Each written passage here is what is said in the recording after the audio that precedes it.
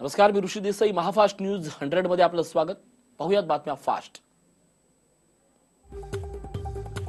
लोकसभेच्या या अधिवेशनाच्या शेवटच्या दिवशी नरेंद्र मोदींनी शेवटचं भाषण केलं. यावेळी मोदींनी लोकसभा अध्यक्ष सुमित्रा महाजनांवर स्तुतीसुमनं उधळली आहेत. लोकसभा अध्यक्षांनी मूल्यांच्या आधारावर निर्णय घेतल्याचं मोदी म्हणाले. आम्ही देशाच्या भल्यासाठी कठोर निर्णय घेतले आणि ते गरजेचे होते. 8 सत्रांमध्ये आम्ही 100%हून अधिक काम केलं असून 85% कामासह आज आम्ही निरोप घेतोय, असंही यावेळी मोदी म्हणाले. यावेळी नरेंद्र मोदींनी राहुल गांधींवर अप्रत्यक्ष टीका केली. विमान उडवण्याचा प्रयत्न केला गेला पण ती उडाली नाहीत, अशी टीका मोदींनी केली. गळाभेट गळ्यात पडणं मी इथंच अनुभवलं, असंही मोदी म्हणाले. दिल्लीमध्ये काँग्रेस अध्यक्ष राहुल गांधींनी पत्रकार परिषदेत मोदींवर जोरदार हल्ला केला. आम्हीच नाही तर पूर्ण देश तुमच्यावर आरोप लावत आहे, असं वक्तव्य राहुल गांधींनी केलंय. राफेलवर आम्ही मोदींशी बोलायला कधी आणि कुठेही बोलायला तयार आहोत. जर तुम्ही खरे आहात तर का घाबरता? थेट आमच्याशी संवाद साधा, असं आव्हानही यावेळी राहुल गांधींनी केलंय. लोक मला प्रश्न विचारतात पण मी घाबरत नाही, कारण मी खरेपणानं बोलतो. नरेंद्र मोदींना 4 प्रश्न विचारून बघावं, मोदी इथून पळून जातील, अशी टीका राहुल गांधींनी केली आहे. युतीच्या चर्चेसाठी भाजपची जोरदार लॉबिंग सुरू झाली आहे. अमित शहा, गडकरी आणि राजनाथ सिंह मातोश्रीवर उद्धव ठाकरेंची भेट घेणार आहेत. दुसरीकडे अजित पवार मनसे अध्यक्ष राज ठाकरेंची मुंबईत भेट घेणार आहेत. येणाऱ्या लोकसभा निवडणुकीसाठी जागा वाटपावर चर्चा होणार असल्याची माहिती मिळते. अजित पवार आणि राज ठाकरे यांची आज मुंबईत भेट होणार आहे. माढा मतदारसंघातून शरद पवारच निवडणूक लढवणार असल्याचं आता कळतंय. माढा मतदारसंघामध्ये शरद पवार याच्या संदर्भातली माहिती राष्ट्रवादीच्या विश्वसनीय सूत्रांनी दिली आहे. लवकरच याबाबत अधिकृत घोषणा होणार आहे. बारामती शहरात ठिकठिकाणी भाजप विरोधी फलक लावण्यात आले. अज्ञात व्यक्तींनी हे फलक लावल्याची माहिती मिळते आहे. बारामतीत गोडसेचा पुनर्जन्म होणार नाही, बारामतीत कमळ कधीच फुलणार नाही, हा मजकूर या फलकांवर लिहिलेला आहे. अनेक ठिकाणी फलक लागल्यानं आता हा चर्चेचा विषय ठरला आहे. सैनिकांच्या प्रश्नावर राजकारण होता कामा नये. केंद्रीय मंत्री व्ही के सिंग यांनी विरोधकांवर टीका केली आहे. पाकिस्तानबरोबर सगळ्या विषयावर चर्चा होऊ शकते, पण त्या अगोदर वातावरण चांगलं झालं पाहिजे. या सगळ्या शेजाऱ्यांबरोबर संबंध चांगले आहेत. काश्मीरमध्ये अफवा पसरवल्या जात आहेत. आधीपेक्षा काश्मीरमधील परिस्थिती चांगली असल्याचंही त्यांनी म्हटलंय. रायगडमध्ये आमदार सुरेश लाड यांनी मध्यरात्री 3 वाजता उपोषण सोडलं. मंजूर झालेल्या रस्त्याची कामं न झाल्यामुळे आमदार सुरेश लाड कर्जतच्या टिळक चौकात उपोषणाला बसले होते. सुनील तटकरे यांच्यासह शेकडो कार्यकर्त्यांनी कर्जतमध्ये धाव घेतली. महसूल मंत्री चंद्रकांत पाटील यांच्याशी संपर्क साधला असता त्वरित काम करण्याचं आश्वासन दिल्यानंतर लाड यांनी हे उपोषण मागे घेतलंय.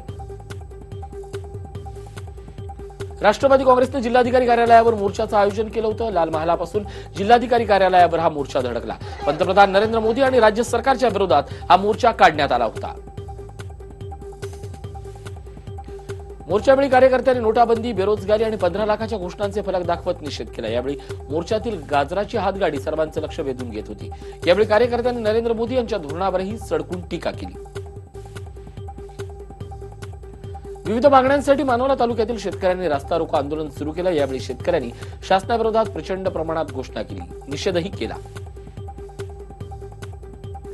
मानोरा तालुक्यातील इंझोरी येथील जामनी नाला खोलीकरण आणि ऑगस्ट महिन्यात झालेल्या अतिवृष्टीमुळे रखडलेल्या जमिनीचा मोबदला अद्याप मिळालेला नाही. यासह विविध प्रलंबित मागण्यासह मानोरा तालुक्यातील संतप्त झालेल्या शेतकऱ्यांनी कारंजा मानोरा रोडवर रास्ता रोको आंदोलन केलं होतं. स्वाभिमानी शेतकरी संघटनेच्या पदाधिकाऱ्यांचा आणि शेतकऱ्यांचा साखर आयुक्तांच्या ऑफिस समोर धरणे आंदोलन सुरूच आहे. ज्या कारखान्यांनी एफआरपी दिली नाही त्यांच्यावर आरआरसीची कठोर कारवाई करेल, असा आयुक्तांनी हल्लाबोल मोर्चात शब्द दिला होता. आरआरसी केली नाही म्हणून स्वाभिमानीचं आंदोलन सुरू आहे. जोपर्यंत निर्णय लागत नाही तोपर्यंत ऑफिस समोर बसण्याचा निर्धार शेतकऱ्यांनी केलाय. राज्यभरातील फक्त 18 कारखान्यांनी एफआरपी पूर्ण केली. उर्वरित कुठल्याही कारखान्यांनी एफआरपी दिलेली नाही. महाराष्ट्र राज्य किसान सभेनं वाडा तहसील कार्यालयावर विविध मागण्यांसंदर्भात मोर्चा काढला. शेतकरी, शेतमजूर या मोर्चात सहभागी झाले होते. स्वामीनाथन आयोगाच्या शिफारशीची अंमलबजावणी करण्याची मागणी मोर्चाच्या माध्यमातून करण्यात आली. तसंच रोजगार हमीची कामं त्वरित सुरू करण्याची मागणी देखील करण्यात आली.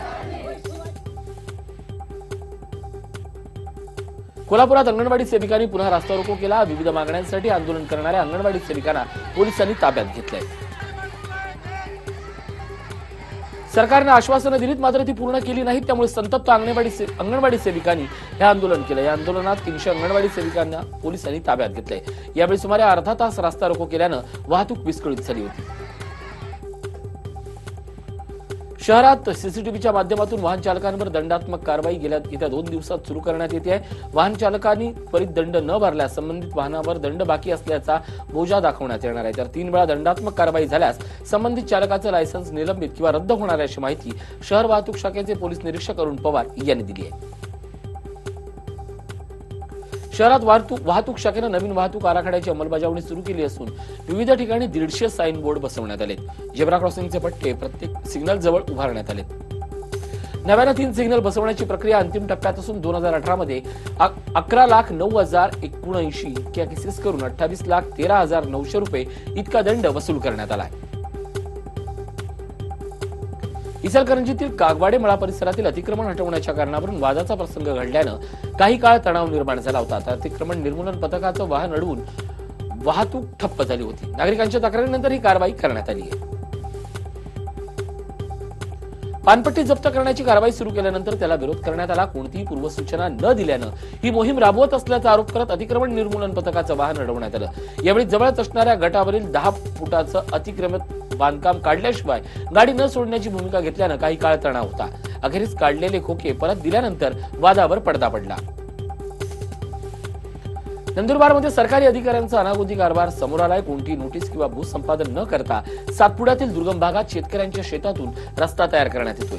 गावाला दळणवळणाच्या सुविधा मिळाव्यात म्हणून पंतप्रधान सडक योजनेतून डनेन सोजवारी ते मुखरीवारी पाड्यापर्यंत हा रस्ता तयार करण्यात येतोय. या रस्त्यामुळे गावातील 15 ते 20 शेतकऱ्यांच्या जमिनी गेल्यात. कोणतीही नोटीस न देता काम सुरू केलेल्यांकडे चौकशी केली असता उडवाउडवीची उत्तरे दिली जात आहेत. त्यामुळे अधिकाऱ्यांची आणि ठेकेदाराची चौकशी करावी अशी मागणी गावकऱ्यांनी केली आहे. सोलापुरात तलाठी, ग्रामसेवक आणि कृषी सहाय्यकाला ग्रामपंचायत कार्यालयातच फोडण्यात आले. टँकरचा प्रस्ताव देऊनही गावात टँकर सुरू नाहीये, त्यामुळे ग्रामस्थांचे हाल होत आहेत. करमाळा तालुक्यातील सावडी परिसरात गावकऱ्यांना पाण्यासाठी पायपीट करावी लागते, त्यामुळे टँकरचा प्रस्ताव देण्यात आला होता. मात्र अद्यापही टँकर सुरू न झाल्यानं संतप्त प्रहार संघटनेच्या कार्यकर्त्यांनी ग्रामपंचायतीच्या कार्यालयात तलाठी, ग्रामसेवक आणि कृषी सहाय्यकाला ग्रामपंचायतीत कोंडून ठेवलं होतं.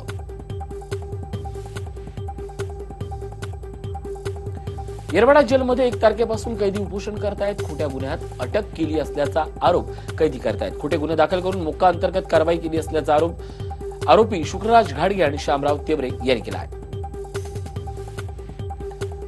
13 दिवसांपासून ते उपोषणावर बसून सध्या ते ससून हॉस्पिटलमध्ये ऍडमिट आहेत. सीबीआय चौकशी करण्याची नातेवाईकांनी मागणी केली आहे. महापालिकेच्या 100 कोटीच्या ई टेंडर घोटाळ्यात 63 अधिकारी दोषी असल्याचं समोर आलंय. या घोटाळ्यात अतिरिक्त आयुक्तांचा दोषींमध्ये समावेश असल्याचंही बोललं जात आहे. वर्ध्यात मारहाण करत 25 लाखांची रक्कम लंपास करणाऱ्याला 24 तासात समुद्रपूर पोलिसांनी बेड्या ठोकल्यात. अविनाश वायकर हे चंद्रपूरमध्ये रेस्टॉरंटवर चहा पिण्यासाठी थांबले असता हा प्रकार घडला होता. पालघरच्या डहाणू आणि तलासरीमध्ये पुन्हा भूकंपाचे धक्के बसलेत. पहाटे 4 वाजल्यापासून आतापर्यंत 4 धक्के बसल्यानं नागरिकांमध्ये भीतीचं वातावरण पसरलंय. वसईत अंबाडी रोडवरील ट्रान्सफॉर्मरला भीषण आग लागली. या आगीत 3 कार, 2 बाईक आणि 3 दुकानं जळून खाक झाली. सकाळी 10च्या सुमारास ही आग लागली होती.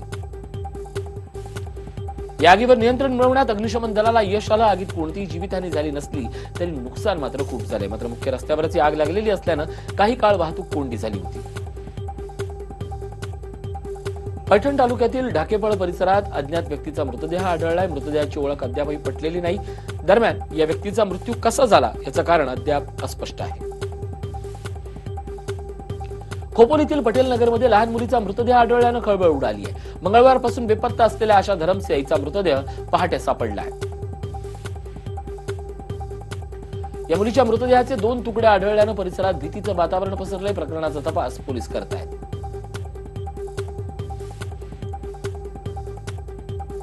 साताऱ्यातील पाचगणीत पॅराग्लायडिंग करताना एका परदेशी पर्यटकाचा मृत्यू झालाय. डोंगराला धडकल्यानं या परदेशी पर्यटकाचा मृत्यू झाला. 5 दिवसांपासून हा कोरियन पर्यटक पाचगणी इथं आला होता. इचलकरंजी येथील एका महाविद्यालयीन मुलीनं हाताची नस कापून आत्महत्या करण्याचा प्रयत्न केला. हा प्रकार तिच्या मैत्रिणीच्या वेळीच लक्षात आल्यानं त्यांनी तातडीनं तिला उपचारासाठी इंदिरा गांधी रुग्णालयात दाखल केलं. तिच्या मैत्रिणीने दाखवलेल्या सतर्कतेमुळे संबंधित मुलीचे प्राण वाचले आहेत. जालन्यात 2 दिवसात 2 मोरांचा मृत्यू झाला. अंबड तालुक्यातील वडीगोद्री परिसरात ही घटना घडली आहे. दाखलगाव शिवारात अप्पासाहेब काळेंच्या शेतातील बांधावर या दोन्ही मोरांचा मृतदेह आढळला आहे.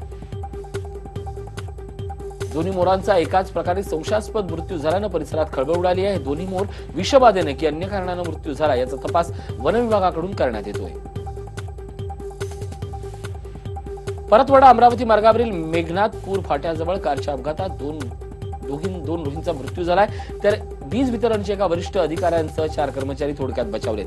रोहींचा मोठा कळप या मार्गावरून जात असताना हा अपघात झालाय. लातूर जिल्ह्यातल्या घरणी इथं हायवेवर ड्युटी करणाऱ्या एका पोलिसाला भरधाव वेगात आलेल्या टेम्पोनं चिरडल्याची घटना घडली. आज पहाटेच्या वेळी चौकशीसाठी टेम्पोला थांबवण्याचा नागेश चौधरी हे पोलीस कर्मचारी प्रयत्न करत होते. त्यावेळी टेम्पो चालकानं त्यांच्या अंगावरच टेम्पो घातला, ज्यामुळे चौधरी यांचा घटनास्थळीच मृत्यू झाला. धुळ्यातील पिंपळनेरमध्ये एसटी बसचा अपघात हा ब्रेक फेल झाल्यानं नसून चालकाचं नियंत्रण सुटल्यानं झाला, अशी माहिती आगार प्रमुखांनी दिली आहे. चालकाचा एसटी बसचा वेग नियंत्रणात आणता आला नसल्याचा दावाही आगार प्रमुखांनी केला आहे. दादर स्थानकात पान खाऊन मुलीच्या अंगावर थुंकण्याचा गलिच्छ प्रकार समोर आलाय. कुर्ल्याला ऑफिसला जात असताना ही घटना घडली आहे. बोरिवलीच्या हिनल शहानं ट्विटरच्या माध्यमातून हा प्रकार उघड केला आहे. थुंकणाऱ्यांविरोधात कठोर कारवाई केली जाईल अशी माहिती रेल्वेचे पीआरओ यांनी दिली आहे. यासाठी सीसीटीव्हीची मदत घेणार असल्याचंही त्यांनी सांगितलंय. दादर स्थानकात पान खाऊन अंगावर थुंकल्याचा गलिच्छ प्रकार समोर आला होता. यानंतर आता यावर कारवाई केली जाणार असल्याचंही सांगण्यात आलंय. देशाची आर्थिक राजधानी मुंबई देशातील सर्वाधिक प्रदूषित महानगर म्हणून पुढे येते. कारण वायू प्रदूषणामुळे देशात सर्वाधिक 1,08,000 महाराष्ट्रात समोर आलंय. देशात दरवर्षी 24 लाख मृत्यू वायू प्रदूषणामुळे होतात. राष्ट्रीय कुटुंब कल्याण मंत्रालयाच्या आकडेवारीवर आधारित भारतातील पर्यावरणाची सद्यस्थिती 2019 अहवाल मंगळवारी विज्ञान आणि पर्यावरण केंद्रातर्फे प्रकाशित करण्यात आला. वांद्रे स्थानकाच्या ऐतिहासिक रूपाला नवी झळाळी देण्यात येणार आहे. हेरिटेज दृष्ट्या A1 दर्जा असलेल्या स्थानकाचं रूप पालटवण्याचं काम पुढील 6 ते 8 महिने सुरू राहणार आहे. या स्थानकाच्या सौंदर्यीकरणासाठी एकूण 7 कोटी रुपये खर्च करण्यात येणार आहे. मुंबईतल्या साकीनाका परिसरात मंगळवारी रात्री 60 इंच व्यासाची पाईपलाईन फुटली. मोईली विलेज जवळ फुटलेल्या या पाईपलाईनमुळे परिसरात पाणीच पाणी झालं होतं. पालिकेकडून पाईपलाईन दुरुस्तीचं काम हाती घेण्यात आलंय. बॉलिवूडमधील वादग्रस्त अभिनेत्री big boss fame Dolly Bindra विरोधात खार पोलीस ठाण्यात गुन्हा दाखल करण्यात आलाय. खारमधील एका नामांकित व्यायामशाळेत मित्राचे पैसे मागण्यासाठी गेलेल्या डॉलीनं व्यवस्थापक जागेवर नसल्यानं कर्मचाऱ्यांसह इतरांनाही डांबून ठेवलं होतं, अशी तक्रार करण्यात आली होती. वाहिन्या निवडीसाठी मुदतवाढीवरील गोंधळावर ट्रायकडून तोडगा काढण्यात आला. यात 31 मार्चपर्यंत ग्राहकांना पसंतीच्या वाहिन्या निवडण्याची मुभा देण्यात आली आहे. त्यामुळे ग्राहकांना काहीसा दिलासा मिळाला आहे. कल्याणच्या स्टेशन परिसरातील समर्थ हॉटेलमध्ये फुकटात चिकन तंदुरी देत नसल्यानं पोलिसांची दादागिरी करत असल्याची घटना समोर आली आहे. विजय सुर्वे असं या हॉटेलचं मालकाचं नाव असून पोलिसांच्या सततच्या त्रासाला कंटाळून आत्महत्या करण्याचा त्याने इशारा दिला आहे.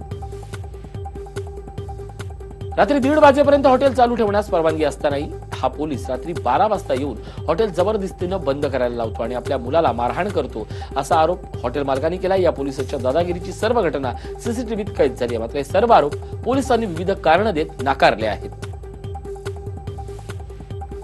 पिंपरी चिंचवडमध्ये पेट्रोल भरण्यासाठी आलेल्या एका व्यक्तीनं पंपावरील कर्मचाऱ्यांना बेदम मारहाण केली. सुरुवातीला बाईकवर असलेल्या तरुणासोबत पेट्रोल पंपावरील कर्मचाऱ्यांची बाचाबाची झाली. दरम्यान पेट्रोल पंप चालकांनी दिलेल्या तक्रारीनुसार मारहाण करणाऱ्या संबंधित ग्राहकाविरोधात दरोड्याचा गुन्हा दाखल करण्यात आलाय. भोसरी पोलीस या घटनेचा तपास करतायत. आता अभिनेते मनोज जोशी अमित शहांची भूमिका साकारणार आहेत. नरेंद्र मोदी यांच्यावरील बायोपिक मध्ये मनोज जोशी हे अमित शहांच्या भूमिकेत दिसणार आहेत. ज्येष्ठ अभिनेत्री शबाना आझमी यांना स्वाईन फ्लू झाल्यामुळे त्यांना मुंबईतील एका रुग्णालयात दाखल करण्यात आलंय. शबाना आझमी यांना सर्दी खोकला झाल्यानं ते डॉक्टरांकडे तपासणीसाठी गेले असता त्यांना स्वाईन फ्लूचं निदान झालं. हैदराबादेत मृत्यूचं भयंकर रौद्र रूप समोर आलंय. सोसायटी गार्डनमध्ये खेळताना एका मुलाला विजेचा धक्का लागल्यानं त्याचा दुर्दैवी मृत्यू झाला. विशेष म्हणजे तब्बल 4-5 मिनिटं हा मुलगा खांबाला चिकटून राहिला होता. 10 मुलं जखमी झाली आहेत. या मुलांना नजीकच्या सरकारी रुग्णालयात दाखल करण्यात आले. पीएम मोदींबाबत मुलायम सिंह यांनी मोठं वक्तव्य केले. मोदी पुन्हा पंतप्रधान व्हावेत अशी इच्छा मुलायम सिंह यांनी व्यक्त केली आहे. तर मोदींवर स्तुतीसुमनं उधळत मोदींनी सर्वांना सोबत घेऊन चालण्याचा प्रयत्न केल्याचंही मुलायम सिंह म्हणाले. सर्वांचं लक्ष लागून राहिलेल्या राफेल विमान खरेदी करारावरील अहवाल कॅगनं संसदेत सादर केला. युपीए सरकारच्या करारापेक्षा मोदी सरकारचा करार स्वस्त असल्याचा या अहवालात दावा करण्यात आला आहे. राफेल विमान खरेदीत सरकारला फायदा झाल्याचं अहवालात म्हटलंय. सरकारी तिजोरीला 17.8% फायदा असल्याचं कॅगच्या अहवालात निष्पन्न झालंय. राज्यसभेत कॅगचा रिपोर्ट सादर होत असताना संसदेबाहेर तृणमूल काँग्रेसनं जोरदार निदर्शनं केली. बांगलादेशी घुसखोरांपासून ईशान्येला वाचवण्याची मागणी करत केंद्र सरकार विरोधात ही निदर्शनं करण्यात आली. खोटं बोलणं, बडाया मारणं, विरोधकांना धमकावणं मोदी सरकारचं तत्वज्ञान आहे अशा शब्दात युपीएच्या अध्यक्ष आणि वरिष्ठ काँग्रेस नेत्या सोनिया गांधी यांनी मोदी सरकारवर टोप टाकली. गेल्या 5 वर्षातील कामगिरीवरून मोदींना ब्लफ मास्टर असं संबोधत जोरदार टीका केली. राजस्थानच्या बिकानेर जिल्ह्यातील जमीन घोटाळ्याच्या संदर्भात रॉबर्ट वाड्रा जयपूरच्या ईडी कार्यालयात पोहोचले. जमीन घोटाळा प्रकरणी त्यांची चौकशी सुरू झाली. सलग 5व्यांदा रॉबर्ट वाड्रा यांची चौकशी सुरू झाली आहे. हिमाचल प्रदेशात केंद्र आणि राज्य सरकारच्या योजनांचा फायदा घेणाऱ्या 8.5 लाख कुटुंबांची भाजप मेरा परिवार भाजप परिवार या मोहिमेअंतर्गत संपर्क साधणार आहे. या लाभार्थ्यांच्या घरावर भाजपचा झेंडा लावण्यात येणार आहे. तसंच लोकसभा निवडणुकांसाठी पाठिंबा मागण्यात येणार आहे. काँग्रेसच्या सरचिटणीस पदाची जबाबदारी स्वीकारून राजकारणात सक्रिय झालेल्या प्रियंका गांधी यांनी सुरुवातीपासूनच धडाकेबाज काम करण्यास सुरुवात केली आहे. पूर्व उत्तर प्रदेशातील 41 मतदारसंघाची जबाबदारी स्वीकारणाऱ्या प्रियंका गांधींनी उत्तर प्रदेशमधील काँग्रेस नेत्यांचा क्लास घेतला.